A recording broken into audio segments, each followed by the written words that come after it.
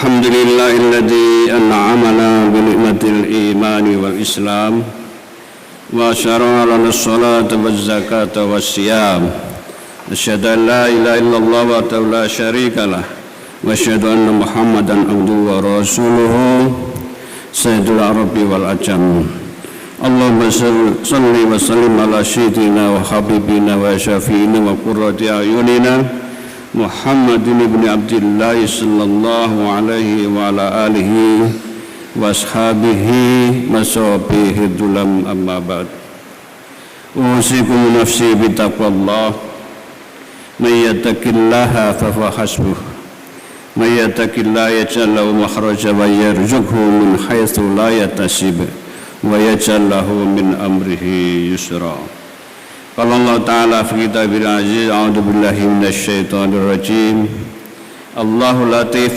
بعباده يرزق من يشاء وهو القوي العزيز من كان يريد حرث الآخرة نجد له في حرثه ومن كان يريد حرث الدنيا نؤته منها وما له في الآخرة من نصيب صدق الله العظيم.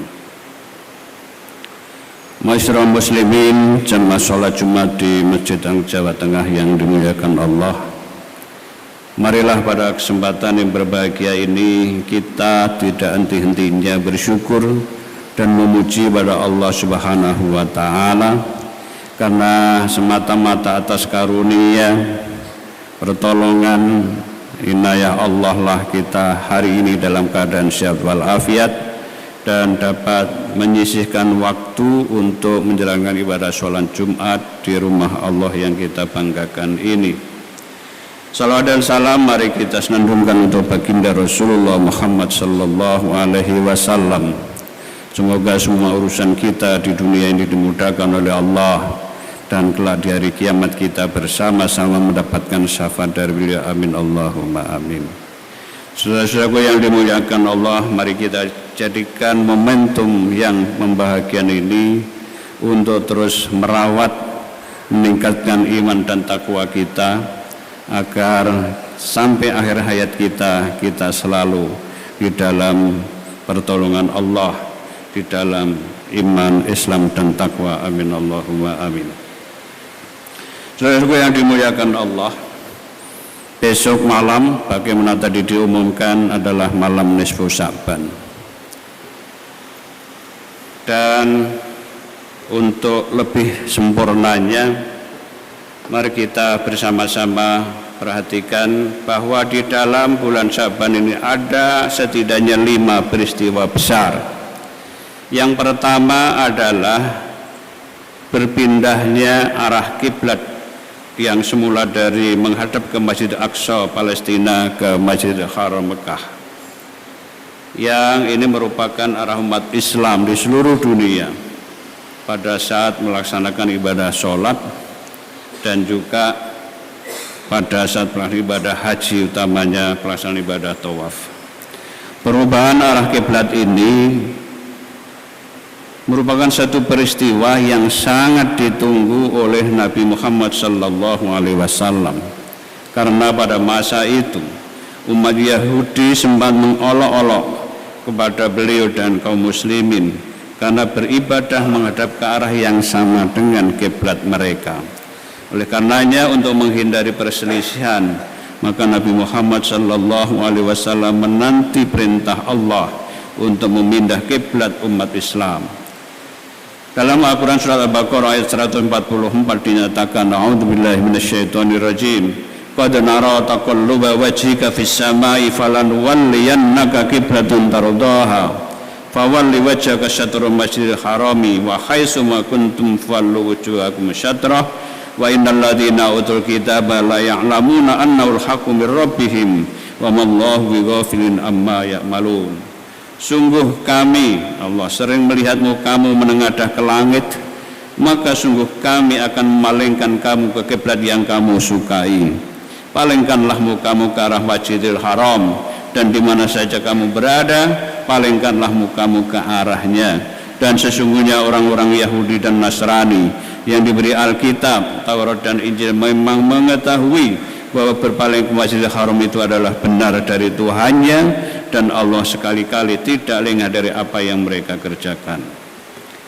Masyaallah muslimin rahimakumullah. Yang kedua adalah turunnya perintah untuk menjalani ibadah puasa, yaitu di bulan Sya'ban. Turunlah ayat yang memerintahkan umat Islam untuk menjalankan puasa Ramadan, yaitu bulan setelah selesainya bulan Sya'ban. Bagaimana ditegaskan di dalam surat Al-Baqarah ayat 183, A'udzubillahi minasyaitonirrajim, ya ayyuhalladzina amanu kutiba alaikumusyamu kama kutiba alal ladzina min qablikum la'allakum tattaqun.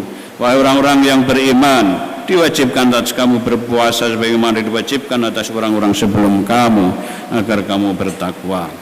Yang ketiga adalah turunnya anjuran untuk banyak membaca sholawat. Pada bulan Sya'ban ini anjuran bersolawat dan menyampaikan salam pada Rasulullah bagi umat Islam diturunkan. Cara terminologi sholawat Nabi berbentuk jamak dari kata sholla yang berarti doa. Sholawat adalah bentuk penghormatan dengan cara mendoakan Nabi Muhammad dan keluarga beliau. Tentu ini tidak karena Rasulullah yang membutuhkan doa kita, tetapi ini bagian dari perintah, menjalankan perintah Allah Subhanahu wa taala, sebagaimana di dalam Al-Qur'an surat Al-Ahzab ayat 56, A'udzubillahi minasyaitonirrajim, innallaha wa malaikatahu yusholluna 'alan nabi ya ayyuhalladzina amanu shollu 'alaihi wa sallimu taslima. Sesungguhnya Allah dan malaikat-malaikatnya bersolawat untuk Nabi. Wahai orang-orang yang beriman, bersolawatlah kamu untuk Nabi dan ucapkanlah salam penghormatan kepadanya. Dengan bersolawat, umat Islam juga mengharapkan syafaat dari Nabi Muhammad SAW di hari kiamat kelak. Oleh karenanya selawat sangat dianjurkan, khususnya di dalam kita beribadah dan juga di luar ibadah mahdoh. Masyaallah muslimin rahimakumullah. Yang keempat adalah keutamaan malam nisfu Sya'ban. Selain karena menjadi malam utama setelah malam Lailatul Qadar, malam nisfu Sya'ban menjadi malam yang istimewa dan penting bagi umat Islam. Nisfu Sya'ban adalah malam terijabahnya doa dan permohonan atas hajat kita, malam pengampunan dosa, dan malam yang dinilai penuh dengan rahmat. Bahkan nisfu Sya'ban juga menjadi malam terbukanya semua pintu langit yang dijaga oleh para malaikat.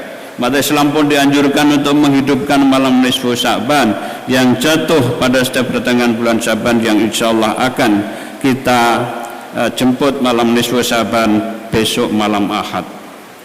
Allah Subhanahu wa taala menyediakan ruang waktu dalam bulan Sya'ban ini sebagai bulan untuk memutihkan yang hitam, menerangkan yang gelap, dan membersihkan yang kotor. Sya'ban artinya bercabang-cabang, dan oleh karena itu kita dianjurkan untuk membersihkan diri dengan banyak membaca istighfar dan bertaubat kepada Allah.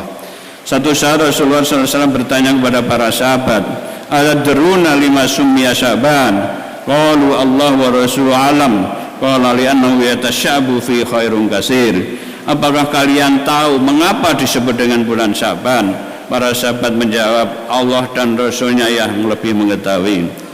Kemudian Rasulullah menjelaskan, karena di dalam bulan Sya'ban tersebut kebaikan yang banyak itu bercabang-cabang atau dilipat gandakan. Dalam kitab Durratun Nasin dibahas tentang keutamaan bulan Sya'ban. Para ulama memahami kata latifum bi ibadi dengan yarhamut taibin wal mustaghfirin tadi pada ayat yang kami kutip dalam muqaddimah, yang artinya Allah memberi rahmat pada orang-orang yang bertaubat dan memohon ampunan. Rasulullah sallallahu alaihi wasallam juga bersabda, "Ma min sautin ahabbu ilallahi ta'ala min sauti 'abdin mudhnibin taba ilallahi ta'ala fayaqulu labbaika ya 'abdi salma turid." Tidaklah ada suara yang paling dicintai di hadapan Allah Subhanahu wa taala kecuali suara seorang hamba yang berlumuran dosa, yang bertaubat kepada Allah Subhanahu wa taala. Maka pada saat itu Allah menyambutnya, "Selamat datang hambaku, mintalah apa yang kamu inginkan." Masyaallah muslimin rahimakumullah. Nabi Muhammad sallallahu alaihi wasallam bersabda juga, datang kepadaku malaikat Jibril pada malam nisfu Sya'ban dan berkata, wahai Muhammad, malam ini dibuka pintu-pintu langit dan pintu-pintu rahmat, maka berdiri dan sholatlah kamu, angkat kepalamu dan tengadahkan kedua tanganmu ke langit. Lalu aku berkata, wahai Jibril, apa artinya malam ini? Dan Jibril menjawab, pada malam ini dibuka 300 pintu rahmat. Yang kelima, masyaallah muslimin rahimakumullah, adalah penyerahan buku catatan amal manusia kepada Allah. Diriwayatkan dalam satu hadis dari Usamah bin Zaid, wahai Rasulullah, aku belum pernah melihat engkau berpuasa dalam 1 bulan sebagaimana engkau berpuasa di bulan Sya'ban ini. Kemudian Rasulullah sallallahu alaihi wasallam menjawab, itu bulan yang terletak di antara bulan Rajab dan Ramadan, serta banyak orang yang lalai padanya. Dialah bulan diangkatnya amal kepada Rabbul Alamin, Tuhan pemelihara alam raya ini. Aku senang amalku dilaporkan atau diangkat kepada Allah sedangkan aku dalam keadaan berpuasa. Demikian hadis riwayat Imam Nasai. Pada malam pertengahan bulan Sya'ban, rekapan dari buku catatan amal kita sebagai hamba Allah selama 1 tahun ditutup untuk digantikan dengan yang baru untuk 1 tahun ke depan. Buku catatan amal inilah akan dilaporkan kepada Allah Subhanahu wa Ta'ala. Dan mengakhiri khutbah ini, mari kita simak bersama Al-Quran Surat Asy-Syura yang ayat saya kutip ayat 19-20, yang artinya Allah maha lembut terhadap hamba-hambanya. Dia memberi rezeki kepada siapa yang dikehendakinya, dan dialah yang maha kuat lagi maha perkasa.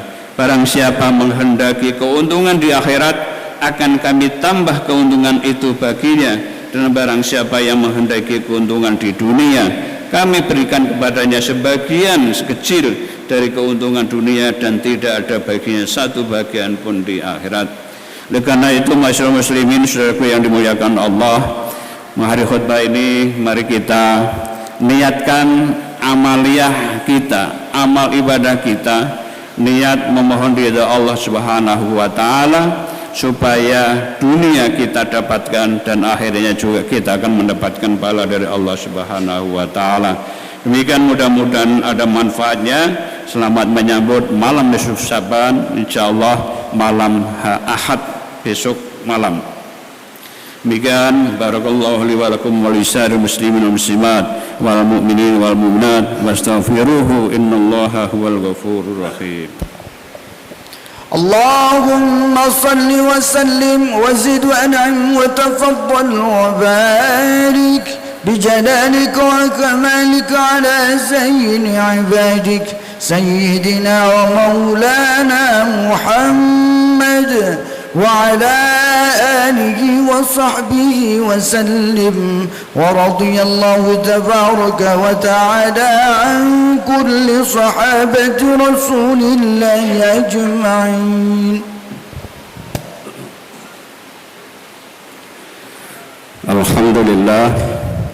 Alhamdulillahilladzi nahmaduhu wa nasta'inuhu wa nastaghfiruh wa na'udzu billahi min shururi anfusina wa min sayyiati a'malina may yahdihillahu fala mudilla lahu wa may yudlilhu fala hadiya lahu. Asyhadu an la ilaha illallah wa la syarika lahu wa asyhadu anna Muhammadan abduhu wa rasuluhu la nabiyya ba'dah. Amma ba'du, fa ya ibadallah ittaqullaha haqqa tuqatih wa la tamutunna illa wa antum muslimun.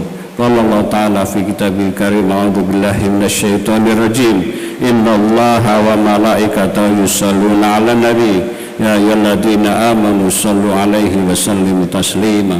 Allahumma shalli ala sayyidina Muhammadin wa ala ali sayyidina Muhammad kama shallaita ala sayyidina Ibrahim wa ala ali sayyidina Ibrahim wa barik ala sayyidina Muhammad wa ala ali sayyidina Muhammad kama barakta ala sayyidina Ibrahim wa ala sayyidina Ibrahim fil alamin innaka Hamidum Majid.